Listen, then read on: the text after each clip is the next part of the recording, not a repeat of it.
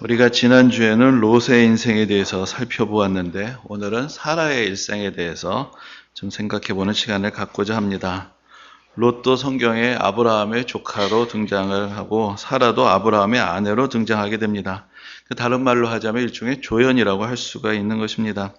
주연은 주연으로서 감당해야 되는 어려움이 있겠지만 또한 조연은 조연으로서 또한 그의 인생에서 감당해야 되는 짐이 있고 또 어려움들이 있습니다. 그런 것은 우리가 어떤 작품을 보거나 또 우리 인생을 보면서도 우리가 자주 경험하게 되는 것입니다. 게다가 오늘날에도 여성들에 대한 차별과 부당한 대우가 문제가 되고 있는데 지금부터 4,000년 전에 중동에서 살았던 한 여인의 삶이 어떠한 것이었을까 참 우리가 충분히 짐작하고도 남음이 있습니다. 사실 우리가 성경을 오늘날의 관점에서 보게 되면 여러 가지 불편한 이야기들을 거기서도 보게 됩니다. 그 당시 사람들이 가지고 있었던 정결한 것과 부정한 것에 대한 기준, 또 인식, 구분, 또 여러 가지 금지되는 상황들, 이런 것들이 오늘날 우리의 기준으로는 잘 납득이 되지 않는 경우가 많기 때문입니다. 또한 여성에 대한 성경의 관점도 대부분 여성을 어떤 돕는 배필로 조연의 자리에 또 머무르게 하고 또 때로는 부정한 존재로 취급을 하기도 하고 심지어는 사람들의 수를 계수할 때 아예 포함시키지 않기도 하는 그런 본문들을 보게 되기 때문에 참 우리가 성경을 읽으면서 또 마음이 불편해지기도 하는 것입니다. 그래서 때로 그런 본문을 가지고 설교를 하게 되면은 하나님의 말씀을 확신 있게 선포하게 되기보다는 자꾸 말이 길어져서 이렇게 저렇게 그게 사실 그런 이야기는 아니고 뭐 하면서 변명과 핑계를 덧붙여야 될 것 같은 그런 경험들을 하게 되곤 합니다. 근데 여러분 우리가 성경을 읽을 때 그래서 어떤 관점을 가지고 어떻게 해석하느냐 이것이 매우 중요한 것입니다. 물론 분명히 오늘날의 관점에서 볼 때 여성들에 대한 차별적인 표현들이 성경 속에 있습니다. 그런데 여러분 그 오늘날의 관점이라는 것은 어떻게 형성이 된 것일까요? 여러분 우리의 조상들도 여성에 대해서 아주 차별적인 그런 편견을 가진 그런 관점을 가져왔습니다. 근데 오늘 살아가는 우리는 왜 그 관점에서 벗어날 수가 있었느냐라는 것입니다. 우리는 오늘날 우리가 가지고 있는 이 평등이라는 관점의 기원 또한 그것이 성경 속에 있다라는 것을 우리가 깨닫게 됩니다. 구약 성경은 고대 사회의 어떤 신화나 다른 경전들과 다르게 인간의 창조와 관련하여서 설명하면서 하나님의 형상으로 하나님께서 인간을 만드셨는데 인간을 남자와 여자로 만드셨다라고 그렇게 가르쳐 줍니다. 그러므로 남자와 여자 모두가 하나님의 형상으로 지음을 받은 존귀한 존재다라고 이미 그 옛날부터 선언하고 있었던 것입니다. 우리가 신약 성경을 보아도 사도 바울은 또 때로는 여성 차별적이다 그런 평가를 오늘날에 받게 되기도 하지만 그러나 갈라디아서에서 또 사도 바울이 우리에게 가르쳐 주는 것을 보면은 근본적으로 그리스도 안에 유대인이나 이방인이 따로 있지 않고 종이나 자유인이 따로 있지 않고 남자나 여자가 따로 있지 않고 모두 하나다라고 선언을 하므로 이 복음이 우리의 삶에 주는 실제적인 의미가 무엇인가라는 것을 분명하게 가르쳐주고 있습니다.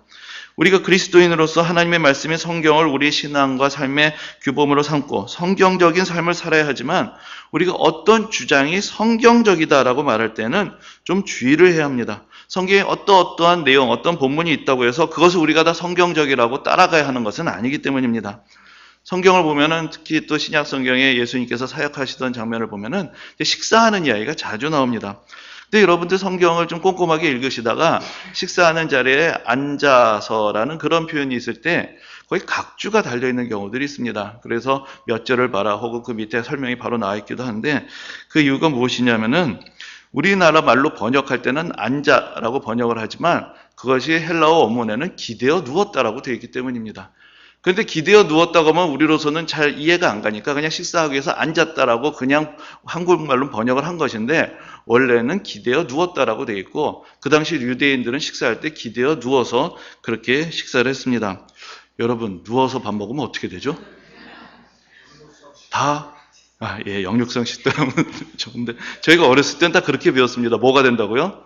소가 된다고 배웠죠. 근데 우리는 누워서 먹으면 안 되는 거죠. 그런데 예수님과 제자들과 그 당시 유대인들은 그렇게 쭉 길게 누워서 그렇게 식사를 했습니다.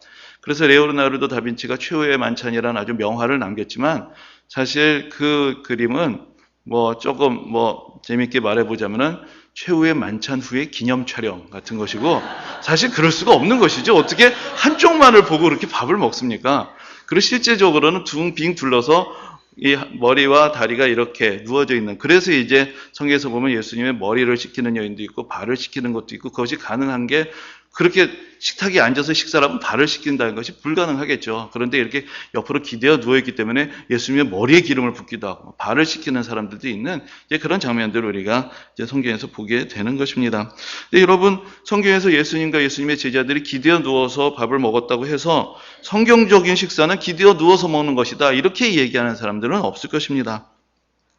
좀 죄송한 말씀이지만은 아시는 분들도 많이 계실 텐데, 제가 평일에는 면도를 잘 하지 않는 때가 많습니다. 사실 게을러서 그런 것도 있고, 또 뭔가 한 가지 생각을 하면 자꾸 다른 것을 까먹어서 좀 모질한 면이 있기 때문에 그런 것도 있고, 또 죄송한 말씀이지만 머리가 좀 비다 보니까 허전해서 어디라도 뭔가 좀 보충하고 싶어서 그렇게 두는 그런 경우들도 있는데, 가끔씩 질문을 하는 분들이 계시죠. 이게 좀 예의에 어긋나는 면도 있으니까 왜 면도를 하지 않느냐? 그러면 그때 제가 농담 반 진담 반 이렇게 대답을 할 때가 있습니다. 그러면 예수님이 면도하신 것은 보셨습니까? 라고 그렇게 질문합니다. 물론 우리가 예수님이 면도하셨는지 아닌지 알지는 못하지만 모든 성화에 예수님이 그래도 어느 정도는 다 수염이 있으시니까 그런 얘기를 해보는 것이죠. 그러면서 이렇게 말을 이어봅니다. 하도 예수님을 닮은 구석이 없어서 그런 거라도 닮아보려고 면도를 안 합니다. 이렇게 얘기를 하면 아무 말도 못하고 같이 웃고 넘어가곤 하는 그런 일들이 있습니다. 이거 사실 그냥 우스운 이야기죠. 예수님을 닮는다는 것이 예수님의 복장이나 외모를 닮는 것은 아니라는 거 우리가 잘 알고 있습니다. 예수님도 당시의 문화 아래서 사셨기 때문에 그 당시의 문화에 따른 겉모습을 가지고 계신 것입니다. 성경도 당시의 문화라는 옷을 입고 있습니다. 그러므로 우리가 성경 말씀을 따라 살아가는 것은 성경이 우리에게 전해주는 어떤 외양, 외피를 따르는 것이 아니라 성경의 본질, 핵심을 따라가는 것을 의미하는 것입니다. 성경이 기록된 시대에는 노예제도도 있었고 또 여성들도 지금보다 더 많은 차별을 받고 살았습니다. 그러나 성경은 그러한 시대에도 노예들, 종들이 근본적으로 다른 종류의 인간이라고, 피가 다르다고 그런 이야기는 하지 않습니다. 오히려 똑같은 우리와 같은 인간이란 것을, 그리고 특별히 성경에 나와 있는 그 종에 대한 규례를 보면은 이것이 하나의 신분으로 세습되지 못하도록 철저하게 막고 있는 것을 볼 수가 있습니다. 그리고 그 시대에도 종들이 가지고 있는 기본적인 권리들을 이야기를 했고, 또한 신약 성경에서 보면 빌레몬서와 같은 책에서는 종이라 할지라도 노예라 할지라도 그리스도 안에서는 똑같이 한 형제로 되어야 한다라는 것을 가르쳤던 것이 또한 성경이 우리에게 주는 그 복음의 능력인 것입니다. 성경도 성경이 기록되던 당시의 문화의 옷을 입고 있지만, 그러나 그런 옷을 입고서 우리에게 가르쳐 주시는 은혜와 자유의 복음이 있는 것입니다. 우리가 성경을 읽는 것은 어떤 유대인들의 문화를 배우기 위한 것이 아니고 어떤 고대 사회의 전통을 오늘날에도 답습하고 따르기 위해서 읽는 것이 아닙니다. 우리가 성경을 읽는 것은 우리를 죄와 사망의 권세에서부터 구원해 주시는 주 예수 그리스도의 십자가의 복음을 듣기 위해서 우리는 성경을 오늘도 읽고 묵상하고 따라가는 것입니다.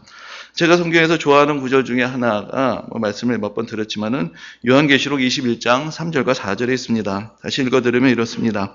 내가 들으니 보좌에서 큰 음성이 나서 이르되 보라, 하나님의 장막이 사람들과 함께 있으며 하나님이 그들과 함께 계시리니 그들은 하나님의 백성이 되고 하나님은 친히 그들과 함께 계셔서 모든 눈물을 그 눈에서 닦아주시니 다시는 사망이 없고 애통하는 것이나 곡하는 것이나 아픈 것이 다시 있지 아니하리니 처음 것들이 다 지나갔음이로라. 여기에 기록되어 있는 장면은 앞으로 되어질 일, 하나님께서 앞으로 이루실 일들을 우리에게 보여주는 것입니다. 바로 그것이 바로 성경의 목적과도 같은 이제 그런 말씀입니다. 근데 여기서 분명히 하나님은 우리의 모든 눈물을 그 눈에서 닦아주시고 다시는 사람들이 애통하는 일, 곡하는 일, 아프게 되는 일이 있지 않을 것이다라고 그렇게 선언을 하십니다. 저는 그래서 이 말씀을 따라서 하나님께서 이 땅에 복음을 전하시고 교회를 세우실 때 사람의 마음에 상처를 주고 쓰라린 눈물을 흘리게 하고 서운하게 하고 마음을 참 서럽게 만드는 그런 또 다른 공동체를 만드신 것은 결코 아니다라고 그렇게 믿습니다. 하나님의 은혜가 모든 사람들에게 흘러넘치는, 그래서 모든 사람들이 위로를 받고 자유를 얻고 소중하고 존귀한 존재라고 인정을 받는 그런 은혜의 복음 안에서 새로워진 피조물로 만드시는 그 복음이 증거되기 위해서 교회가 있는 것이고, 그렇기 위하여 하나님의 말씀이 있는 것인데, 하나님의 말씀을 가지고 성경을 가지고 누군가의 눈에 서러운 눈물이 흐르게 되는 그런 일들은 결코 있어서는 안 되는 것입니다. 오늘 우리가 사라라는 여인의 이야기를 함께 나눠보고자 합니다. 사라도 그 시대의 여인이었습니다.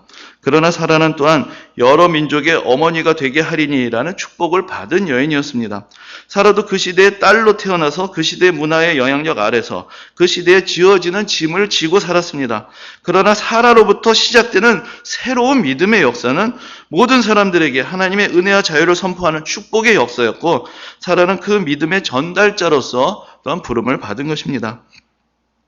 사라의 일생에 대해서 몇 가지 중요한 사건들을 살펴보고자 하는데, 먼저 이제 사라의 출생에 대해서 이야기해 보자면 사실 우리가 알고 있는 것은 거의 없습니다.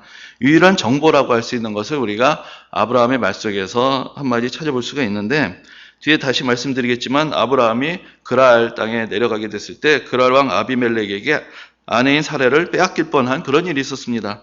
근데 그때 이제 아비멜렉이 사라가 그 아브라함의 아내라는 것을 하나님의 계시로 알게 되고 아브라함에게 이야기를 합니다. 왜 사라를 누이라고 했느냐? 왜 그렇게 거짓말을 했느냐? 근데 그때 아브라함이 하는 말 속에서 사실 사라는 내 이복 누이이기 때문에 이것이 진짜 완전히 거짓말을 한 것은 아니다 라고 이렇게 변명하는 그런 이야기가 있습니다. 이 말대로 하자면 사라가 원래 아브라함과 같은 아버지에게서 태어났구나 라는 것을 이제 우리가 알게 되는 것인데, 근데 막상 성경에서 아브라함의 아버지에 대한 이야기 또 그 자녀들의 이야기가 있는데 거기에는 사라에 대한 이야기가 전혀 담겨 있지 않습니다. 그렇기 때문에 우리는 성경에 기록된 것보다 더 많은 사연이 아브라함의 가정 속에 있었겠구나라는 것을 다만 짐작만 할 수 있을 뿐입니다. 근데 사라는 아브라함과 결혼했던 이야기로부터 성경에 등장하고, 특별히 아브라함이 하나님의 인도하심을 받아서 가나안 땅으로 이주하게 될 때 그때 함께 가는 사람으로서 이름이 등장합니다. 그래서 성경의 표현을 그대로 따르자면은 아브라함이 그의 아내 사레와 조카 롯과 하란에서 모든 소유와 얻은 사람을 이끌고 가나안 땅으로 들어갔다라고 그렇게 기록합니다. 그러니까 사라는 아브라함의 인도를 따라서 가나안 땅으로 들어간 것입니다. 물론 아내니까 당연히 따라갔다라고도 이야기를 할 수가 있겠죠.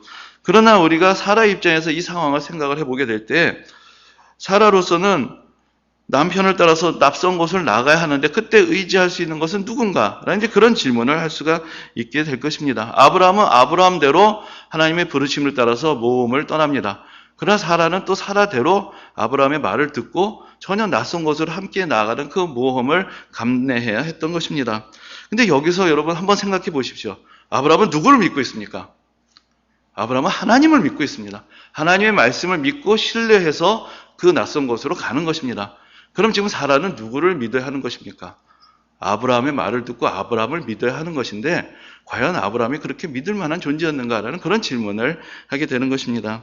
예전에 대학부 시절에 형제자매들 모여서 같이 성경 공부를 할 때 그때 좀 어떤 열띤 어떤 관심의 대상이 됐던 본문 중에 하나가 여러분들 많이 짐작하시겠지만 에베소서에 있는 말씀인데, 아내들이여 자기 남편에게 복종하기를 죽게 하듯 하라 라는 이제 그런 말씀이었습니다.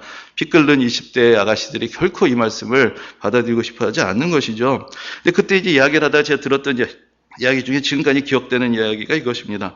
남편이 주님만 같으면 죽게 하듯 할 수가 있죠. 이런 이야기인 것이죠. 근데 그렇게 존경할 만한 남자가 이 세상에 있느냐라는 것입니다. 그런데 왜 주님께 하듯이 하라고 하느냐?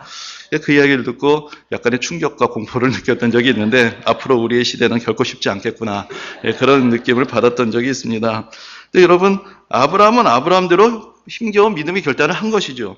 그러나 여러분 생각해 보십시오. 하나님은 믿을 수 있습니다. 그렇죠? 하나님 믿어야 돼요. 하나님 믿을 수 있습니다. 하나님의 말씀 믿어야 되는데 그만큼 똑같이 아브라함을 믿을 수 있었을까요? 그러면 아브라함이 하나님을 믿고 가나안 땅에 들어간 것과 아브라함의 말을 믿고 가나안 땅으로 들어간 사라와 누구의 믿음이 더 클 것이고 또 누구의 근심과 불안이 더 컸겠습니까?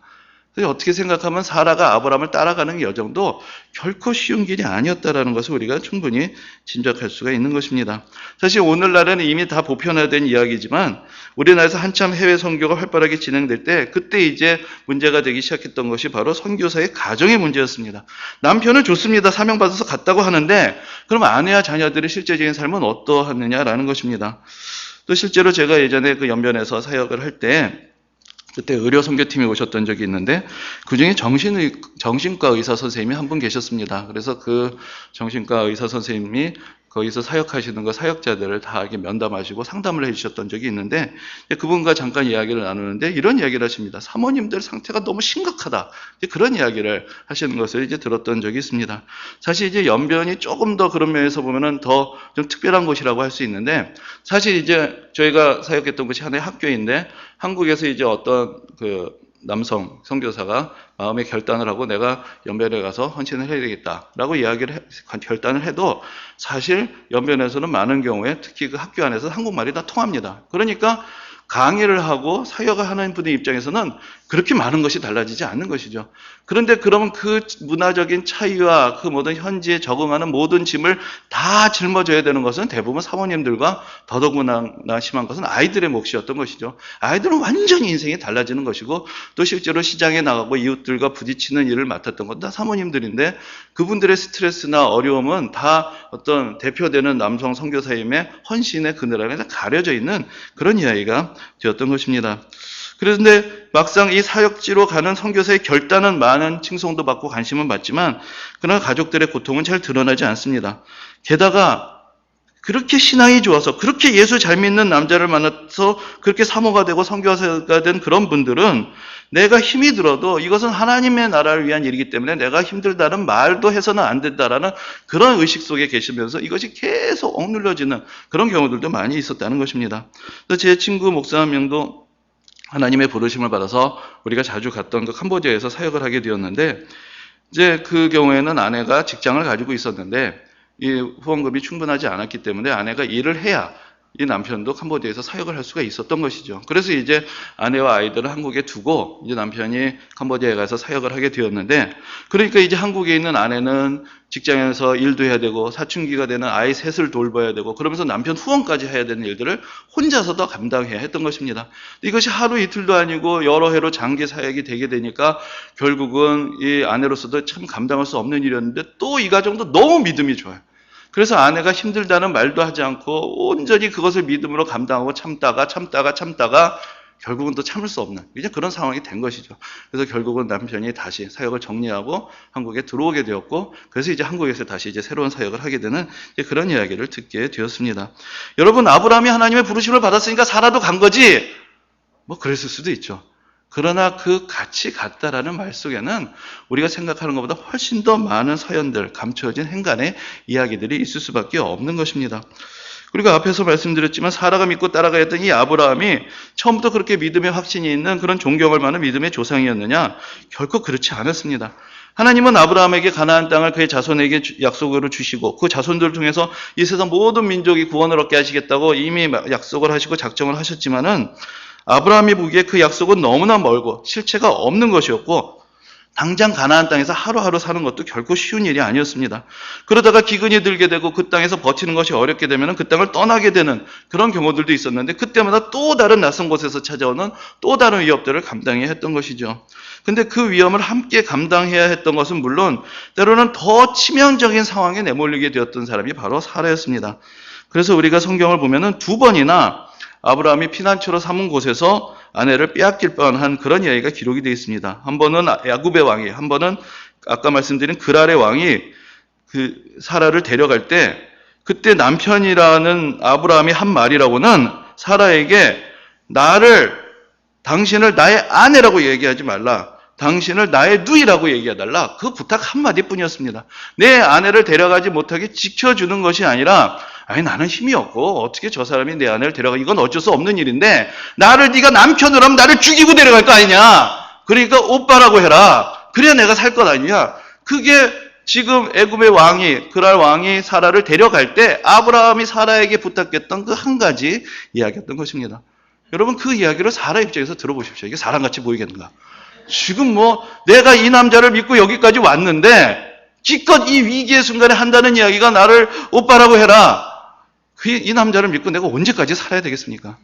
그래서 우리가 성경의 이야기를 잘 보면은 우리가 이 위기에서 그러면 갑자기 아브라함이 용기를 내서 아니요 이 사람은 나의 아내요 그렇게 외쳐서 이 위기가 해결되느냐 결코 그렇지 않습니다. 아브라함은 끝까지 침묵을 지키는데 하나님께서 개입하셔서 이 가정을 다시 회복시켜 주시고 사라를 지켜주셨던 것입니다. 그러니까 결국 여기서 사실은 우리는 사라가 하나님을 만나는 또 다른 이야기가 이 가운데 담겨 있다는 것을 우리가 것 또한 보게 되는 것입니다.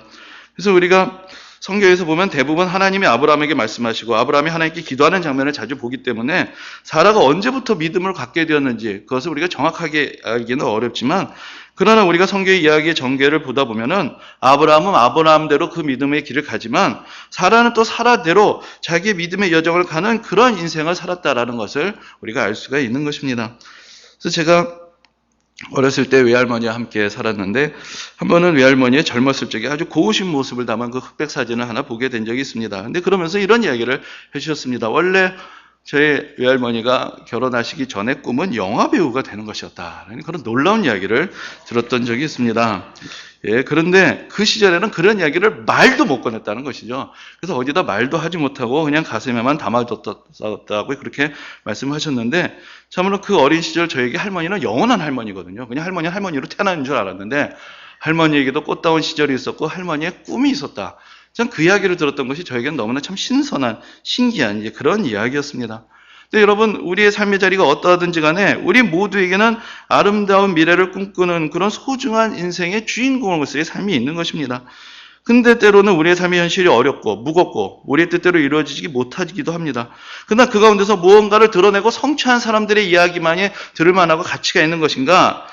그렇지 않고 내 각자의 삶의 자리에서 내가 받아들일 수 없는 것을 받아들여야 하고 감당할 수 없는 힘겨운 것들을 감당하며 살아야 했던 그런 사람들, 그 자리를 지키며 살아가야 했던 그 사람들의 눈물과 땀방울, 그 안에는 겉으로 잘 드러나지 않는 또 다른 믿음의, 또 다른 삶의 여정이 그건데 담겨져 있는 것입니다. 그래서 우리가 창세기 17장에 보면은 하나님께서 아브라함의 이름을 바꿔주십니다. 원래는 아브람이라고 불렸는데 아브라함이라고 이름을 바꿔주시면서 열국의 아버지로 정말로 믿음의 조상이 되는 그 축복을 다시 확인시켜 주시는데, 그때 아브라함과 함께 사라의 이름도 사레에서 사라로 바꿔주시면서 앞에서 말씀드린 대로 바로 열국의 어머니가 될 것이다 라고 그렇게 축복하신 이야기가 별도로 나오는 것을 봅니다. 저는 그 말씀을 보면서 참으로 이것이 그냥 아브라함의 아내에게 당연히 받게 되는 그런 축복이 아니라 아브라함의 아내로서, 그러나 또 사라라는 한 사람의 인생의 주인공으로서 그가 살아했던, 또 그가 감당하고 드러내었던 믿음과 희생에 대한 하나님의 인정이시며 축복의 표현이다라는 것을 다시 한번 생각해 보게 됩니다. 성경에서 한 여인에게 그러한 칭호를 주고 그렇게 이름을 주는 일들이 결코 흔하지 않은 것이기 때문에 여기에 그 은혜의 자리에 서 있는 사라의 믿음의 고백이라는 것을 우리는 분명하게 인정할 수밖에 없는 것입니다. 그래서 우리가 히브리서에서도 보면은 거기 이제 믿음의 선진들의 이야기들을 쭉 11장에서 하고 있는데 거기서 아브라함과 함께 또 사라의 이야기가 별도로 있습니다. 그래서 사라가 하나님의 신실하심을 믿고 그 믿음의 힘겨운 짐을 같이 지고 간 사람이었다라는 것을 분명하게 구별해서 표현하고 있는 것입니다. 그래서 오늘 우리가 함께 보신 본문은 사라가 아브라함과 함께한 127년의 인생을 마치고 세상을 떠나는 그 장면을 보여줍니다. 아브라함에게서 사라는 어떤 사람이었을까요? 사실 그 시점에서 볼 때 오늘날에는 수많은 그리스도인들이 이 땅에 있지만 사실 그 시점에서 아브라함의 믿음을 공유할 수 있는 사람은 사라밖에 없었습니다.